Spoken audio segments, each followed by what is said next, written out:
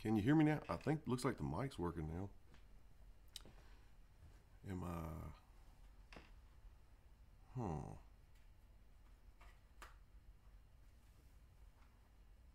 Tell me you see me. Tell me you see me. Yes, actually, it's on here now.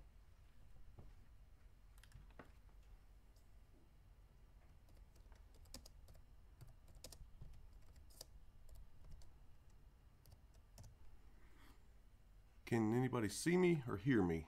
Oh, they're saying freaking buffering. It's buffering. This is out of my realm, guys. I don't know if you can hear me. It's I don't know what to do. It's on wired. There you go. There you go. Oh, hell. Good now, they say. All right. I should have brought my glasses. Okay.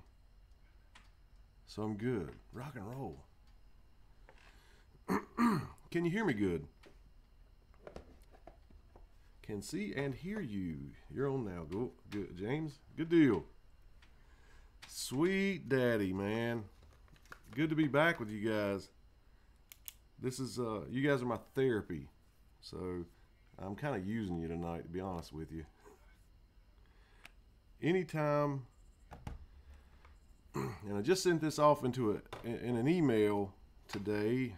Someone had emailed me and just asking me how you doing, man. You seem different. You seem down and ill. They said I seemed ill, and I don't think I've come across as ill. And I will tell you, like I told them in the email, I said, if I come across ill on these videos, when these are the happiest moments of my life right now, then my God, what are the people around me when I'm not online thinking?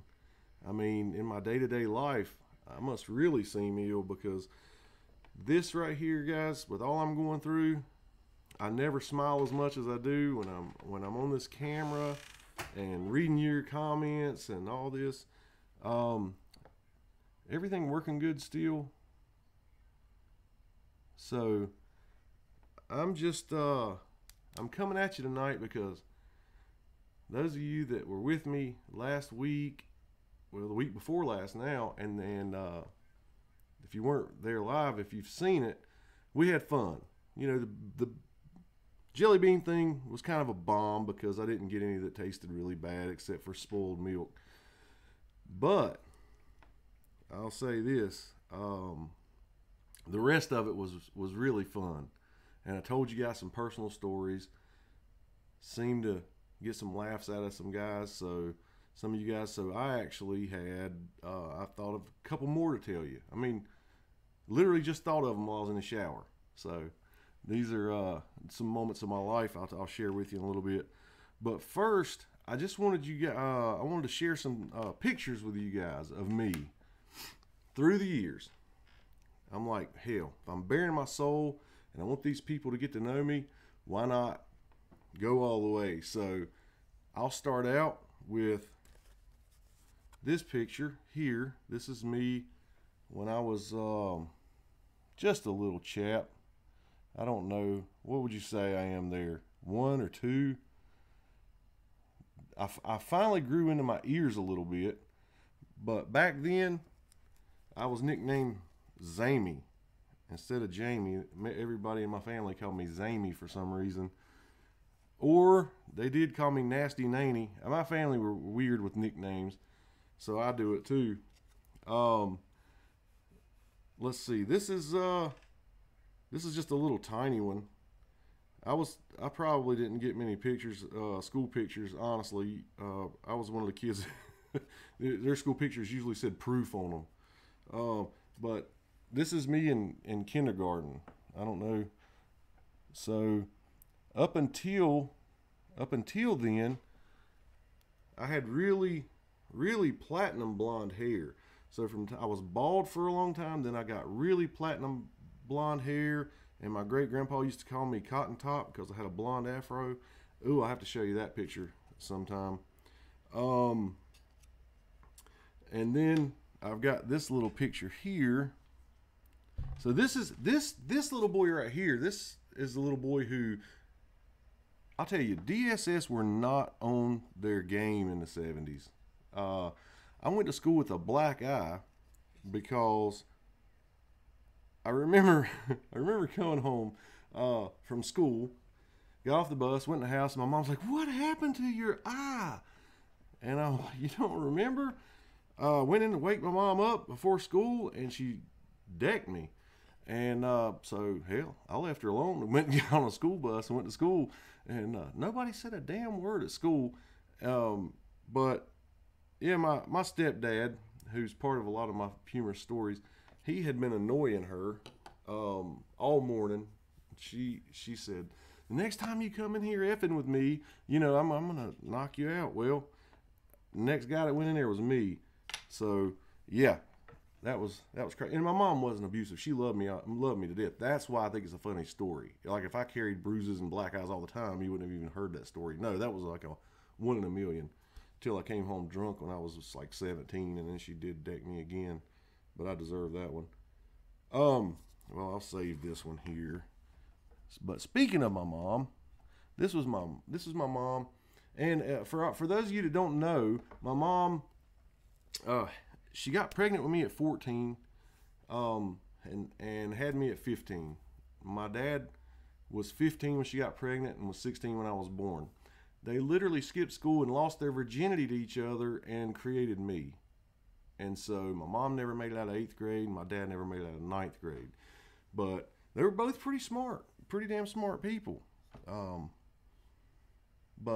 my mom died in 2010. I miss her so much, but the whole time in school, you know, I was like exceptionally smart kid, and you know, had a lot of potential. That's been the story of my life. And just everybody told my mom, you know, you're not raising him right and all that. You give him too much freedom. But I was a good kid. There was no reason to not give me freedom. So when I was in college, I wrote her this poem and superimposed it on this picture of when I graduated high school. And I can actually, you'll never be able to read it on the camera, but yeah, my mom was tall. She was like 5'10", 5'11". She didn't wear heels. I'm 6 feet tall. So, no, this is going to be, I'm not going to read this just yet. I think I'll type it in the comments or something for you, because that's pretty emotional. But, yeah. So, here's one that'll really trip you out. This is me at 19, I think. So, if you ever wondered what I look like with no facial hair, that's why you'll never see me with no facial hair. I do not have much of a damn jawline. That was in boot camp in the Navy. Okay, so who's ready for some funny stories of James's childhood? Let me see what you guys are saying.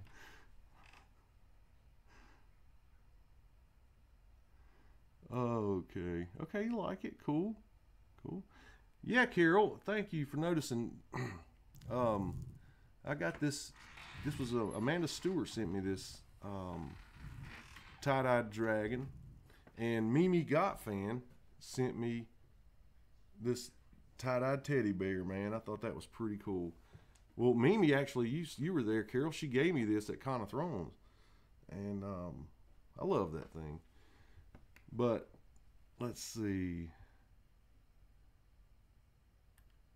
Okay, Amanda, yeah, feel free. Okay, so here we are. Hey, Cameo. Hey, Aaron. There's Aaron. First off, I guess, hell, I need to announce everybody. Anybody who has a shirt coming from me, they were shipped today. Finally saved up enough cash to send. What did I send? I sent about 10 shirts. Because there were several people who had hit me about getting some.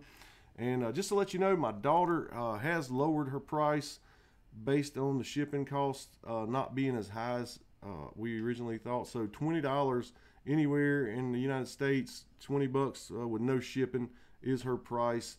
She says, yeah, you may be able to get them online cheaper, but she has a lot of time in them. You know, you got to create them, let them sit overnight, and then wash them again. It's like you wash them before you start, and you wash them again and everything. So she's got some time in them after she dyes them and everything.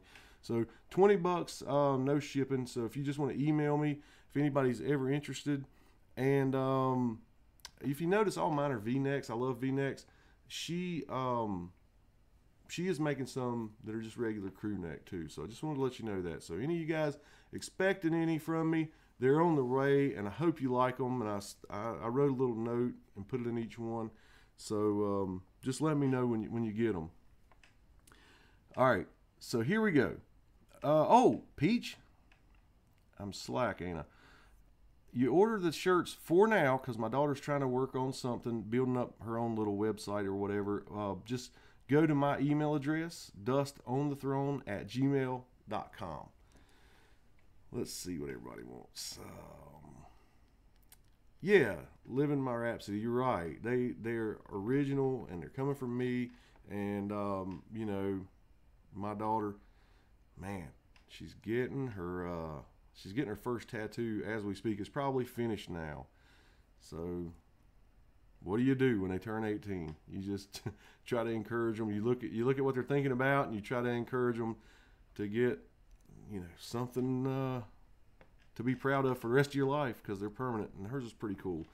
She battles with a little bit of depression herself, and so it's something to remind her of how she's overcome some stuff. All right, so here we go.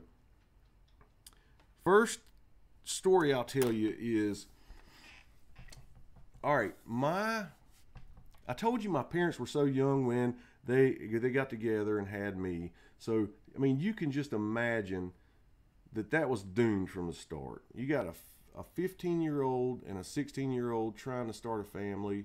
I mean, they're still kids, so there was a lot of childish arguing and things like that. And pretty much I was raised with a lot of help from my grandparents, you know, especially my mom's mom. I called her Granny. So my granny, I owed her a lot.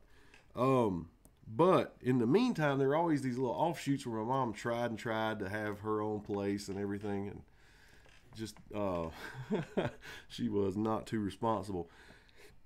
And she had a thing for these rough guys. I don't know if you guys have ever seen the movie Mask with Cher in it. And it's about Rocky Dennis, the kid who you know, had that disease, and he had the really swollen face. I like to tell people, if you want to get an idea how I was raised, watch that movie, because Cher was my mom and I was Rocky Dennis. You know, I was the smart kid collecting baseball cards and everything, and trying to convince my mom to stop drinking and drugging and running with every rough cut, you know, dude around. So my stepdad, always running from the law, it seemed. So one time I go to open the refrigerator and I'm like, what the hell? I'm used to there not being anything in the fridge, but there was nothing in the fridge. Like no shelves, no drawers at the bottom, nothing. And I'm like, Mom, what's going on? Why is all of what we have just set in the bottom of the fridge? Oh, he cleaned out the shelves and hid them and everything, so he'd have a place to hide from the cops when they came. Because I guess she knew they were coming. So, okay, I guess I'm like 7, 8, 9 years old, somewhere around there, 3rd, 4th grade. And I just remember you know, boom, boom, boom, boom, boom, cops knocking on the door. And my mom was like, oh, act like you're doing your homework, and, you know, don't tell them anything. So what happens? They come busting in, and they start tearing our house apart. Some people call it a shotgun house, but this was like two of them put together. It was a little duplex. So, buffering, Oh, guys, this breaks my heart. It just wasn't meant to be, I guess. I don't see any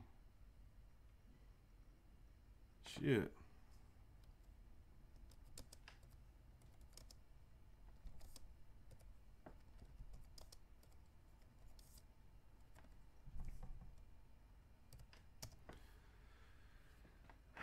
What in the hell? And Chris is nowhere to be found. I really don't understand.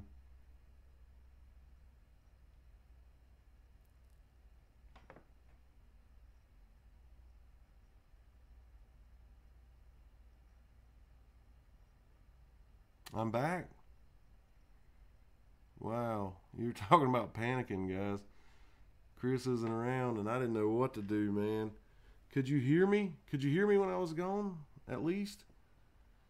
All right, I'll knock this story out really quick because it was just hilarious, even through the eyes of a call it a 9-year-old. Okay, so the cop comes back down from the attic, and he's covered in insulation and cobwebs and everything, and he's like, "Now we watched him come in here. We've been sitting up the road all for the last few hours. We watched him come in here, and we know what he did is he went up in this attic. He came down in the other attic of the of the apartment next door. I'm so afraid that you're losing me, man. I feel so stupid here. We'll start over at boom, boom, boom. So boom, boom, boom. The cops come busted in. They come busting in, and they're tearing the house apart. And they come in there and they're asking me these questions, and I'm like, no, I haven't seen him. I haven't seen him today. He's like, son, we watched him come in here, and I'm like, no, you haven't. I haven't seen him. So, okay, so I'm still good. I'm really scared now.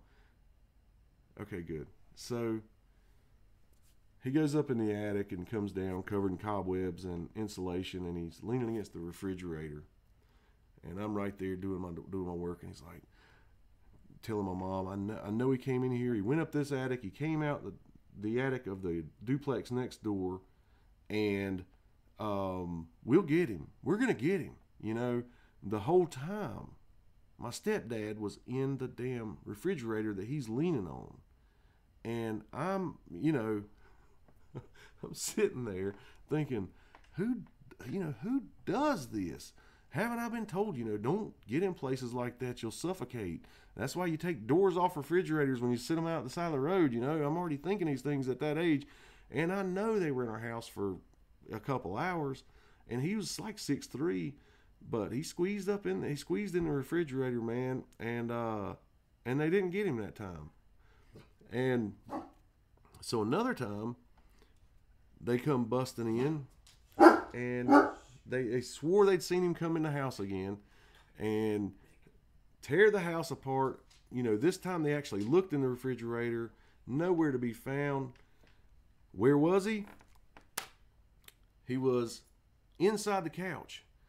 Have you ever seen those couches that they're like this, and you fold the bottom up and it slides a little bit, and then you lay them back down and it makes a bed, an extra bed? It was one of those. He raised the bottom up, took the support beams out of there, and could lay straight in there. And my mom just laid my little sister, who was asleep, just laid her on the couch and covered her up so the cops weren't going to mess with this baby. But the whole time, he's laying in the couch. And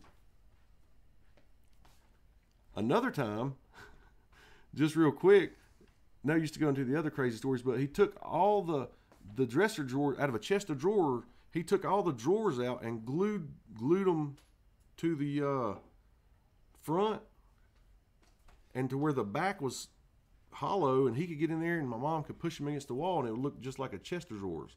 Because nobody's gonna open a drawer to see if a human's hiding in there. You know what I mean? So hell, he was pretty crafty with like that. But oh yeah, man, it was a crazy life, and I am writing memoirs. I am, and I'm a way better writer than I am speaker. I can tell, because I don't know. I guess I get nervous, and I'm incredibly nervous when I see that I'm having trouble. But because my screen is just blocked. It's like it's just a thing spinning. So as long as you guys can see me, I'm really, really good. I'm okay talking for a little bit. I got to get off here soon because Chris has to do he has to do a podcast tonight. But yeah, he was pretty nimble for 6'3". I'm not kidding you, man. Dude, 6'3", he had hair down to his belt. So fast forward, I'm grown now. I'm living in my own house, nice house. It's like all the girls like to come over there, hang out and shoot pool and everything. And they didn't come over there for me. Don't get me wrong. I mean, I had 2 cool roommates too. But so we're all there chilling and watching TV. And on the news, it busts across about I'm not going to say my stepdad's name, but the headline was, Rowan County man drives through the front of a house and winds up in the kitchen. He was drinking and driving, or took some pills probably, nodded out, and the country road took a 90. He went straight and drove straight through these people's house and wound up in the kitchen with the door against the refrigerator. No telling how fast he was going, but he's described it to me as like when he came to, he could see nothing but darkness on one side and nothing but light on the other side, and he thought he was somewhere in between heaven and hell and had died, but it was actually the kitchen light was right beside him. So he opens the door, gets out of the car inside their house, and is like, what's going on? Well, the dude thought, you just drove through my house, and jump out and say, what's going on? What's happening? And actually, beat him pretty good and drug him outside and held his head in a little kid's swimming pool till the cops got there. But so to be honest with you, I've only seen him twice since then, because he was supposed to go to prison or something for that, and hell, he took off out of state, and he's probably in prison somewhere now. But dude, that was embarrassing.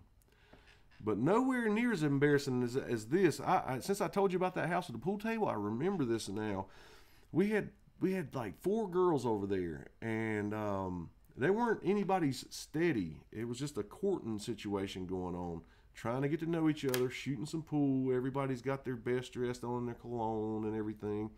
And those oscillating fans that they'll stand about yay high, and 3 buttons, and they just spin and spin. Well, we had one, and these girls, there were a few of them were really pretty heavy church goers, and just right in the middle of everything, we hear people having sex really, really loud. That damn oscillating fan had slid or something over and hit play on the VCR, and evidently the last tape that somebody left in there, could have been me, was actually a porn. And so that believe it or not, a buddy of mine married one of those girls, and they've been married for like 19 years since then. But you want to talk about watching some dudes, because I didn't get as embarrassed as these other guys did. But yeah, when that thing kicked and they lost all their cool all at once, that night was over pretty good. But that house, thinking about that house, reminded me of that. Oh, that was so funny. All right, so anyway,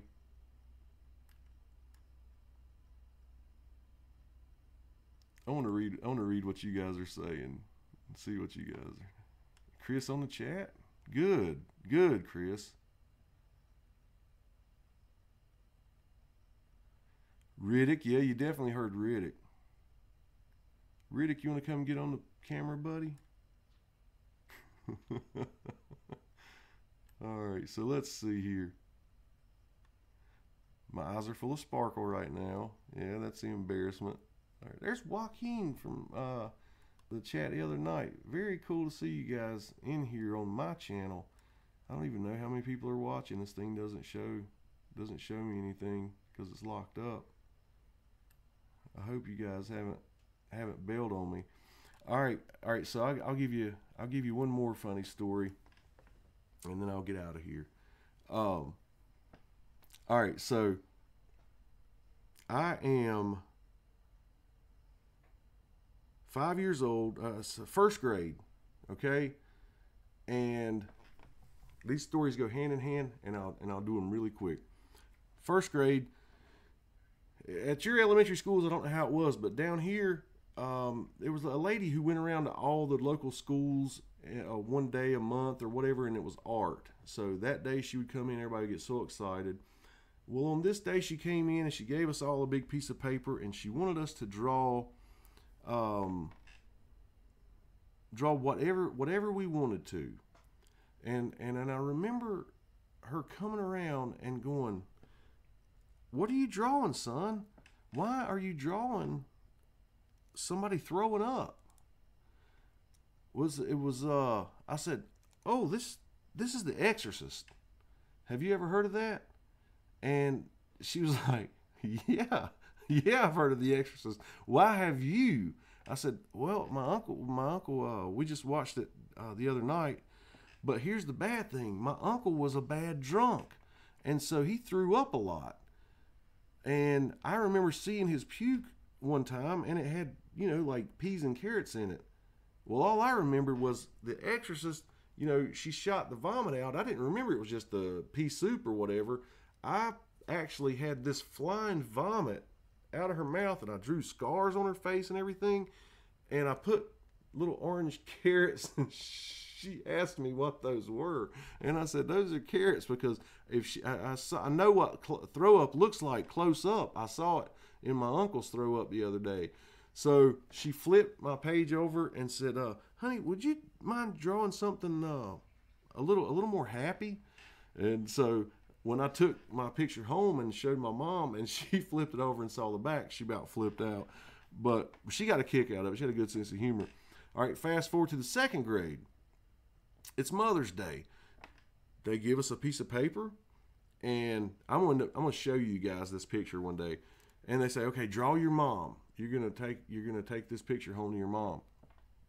And I drew it, and I thought I drew this masterpiece, because up until about sixth grade, I was always the best artist in my class. And then all of a sudden, these real good artists started coming out of the woodworks. People who really had a skill. But I was just a good solid drawer. And I thought I had this masterpiece, man. My mom had just bleached her hair, and it was good and really blonde and everything. And I put her little heart pendant necklace on her. And the very same feeling, the teacher comes and stands over me and says, "Why in the world would you put an AC/DC shirt on her?" And I said, "Because that's what she was wearing when I left the house this morning."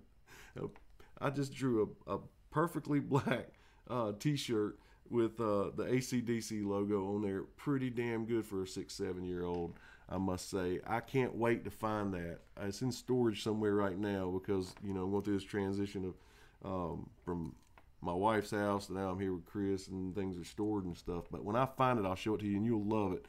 Just to think about the time frame, because that story might not be as funny now as it was in, say, 1980.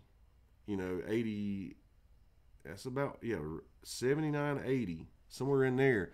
And a kid putting an AC/DC shirt on their damn mom's portrait. That was pretty funny.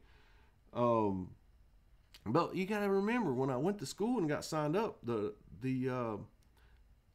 principal wouldn't let me in school the first day because my mom didn't bring her ID. He didn't believe she was my mom because she was only 15 years older than me.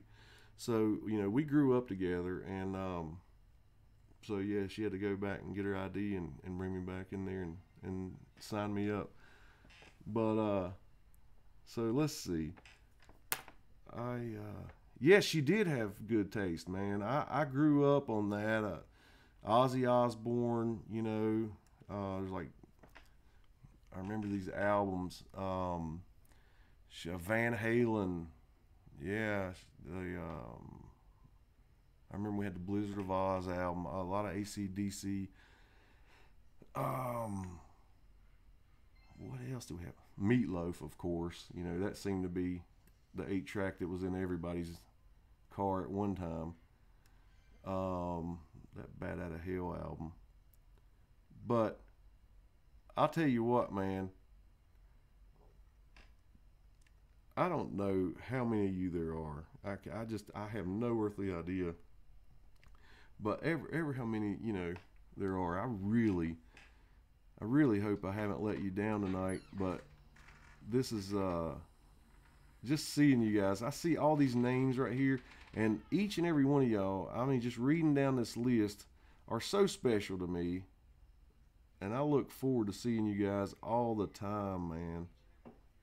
And this is kind of like a bummer video. I don't know how long I'll keep this up because this one just feels like a shitty video. But it kind of was out of the blue. I was sitting here. I got home late from work and I was kind of depressed. And I said, "Hey Chris, you care if I go live?" He's like, "Nah, man." So we wham set everything up really quick and we did it, you know. And I thought it was going to come off a little better, but for some reason we had the deal with the issue with the buffering and going offline, and it really just knocked me off stride a little bit. But I'm telling you guys, I have oh wow, Bravo 1VE, thank you so much, man. Love the stories, man. Needed a good laugh. Thanks, James from J&T in Baton Rouge. All right, man. Louisiana in house, man. I hope everything's all right down there. Looked like I saw another damn hurricane coming up towards you guys' way. I could be mistaken, but I feel like I just saw that a couple days ago. So I hope you guys stay safe down there, and I surely appreciate that, buddy. Let's see. I tell you what, we have. Before I started this video, I know I had what? I was 14 people away from having 1,500 subs. So that's exciting. I mean, that's a milestone right there. 1,500 subscribers. You know, no longer than I've been doing it. But yeah, man, I was in the Navy for a little while. I was hospital corpsman, was supposed to be, and that's another long story for another video when you guys are ready to drink a cup of coffee with me, and you know what I mean. That's it's not one I tell many people, so but I'd share it with you guys. All right, so before I graduated high school, I wanted to be a teacher, really bad. That was my dream, and for some reason, my dumb ass went off and joined the fair. I went to the fair and started making funnel cakes, and I ended up doing that for 20 years, more than that. Yeah, more than that. But yeah, right at 20 years I did that on and off because it's seasonal. You know, you're able to keep another job and still do it. But my best friend wanted to be a teacher too. Well, that SOB is a principal now, and look at me. So when he and I were about 5 years old, he was maybe 6. We were hanging out at my house. My mom's in there, you know, just starting to drink, maybe just starting her day off, because it always started with her cleaning the house and getting it smelling really good, and then drinking a couple. And I'm gonna leave you with this story.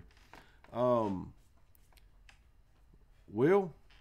her first cousin, he pulls up in this really souped up Mustang. It's a fastback, you know. It was a really nice car, and he parked it in front of the house, and then him and my mom and my stepdad and my uncle left in another car. They went to go do something, who knows. Well, my mom, as soon as they got out of sight, looks at me and my friend and like, hey, y'all want to go for a ride? So we're like, sure, because we thought it was a cool looking car. Little did we know my mom couldn't drive worth a shit. All right, so we get in this car, no seatbelt. You know, there were no seatbelt laws back then. So my mom's driving, and this is stick, and she literally, you know, peeled out at every stop sign, circled around a couple blocks, and got out on the highway and was just really trying to see how fast she could go. Now she got a 5 and a 6-year-old, you know, in the car. So it's her driving. I'm in the middle. I'm in the passenger seat closest to my mom. My buddy's in the passenger seat by the door. As soon as this light turns green at a turn signal, she kicks it, slides sideways, and all I remember seeing is looking out the door and seeing my friend with his hands, his feet and his hands were out in front of him, and he was like, and he was flying backwards. She slung him completely out of the car, and I'm like, Mom, you know, Ricky's gone. He fell out of the car. So she turned around, and here he is. He got up out of the ditch, dusted himself off, and came and jumped back in the car, and we came back in the house. And of course my mom's like, don't tell anybody what happened. And so her cousin and my stepdad and my uncle come back, and they said, he said, why in the hell were you driving my car? And she's like, I didn't drive your damn car. And he said, bullshit, I could smell clutch from 3 blocks away. But yeah, man. So me and Ricky, we waited till we were adults to tell his mom, that my mom threw him out of the freaking car when we were kids. What a crazy, crazy life. Oh God, what a crazy life. All right. So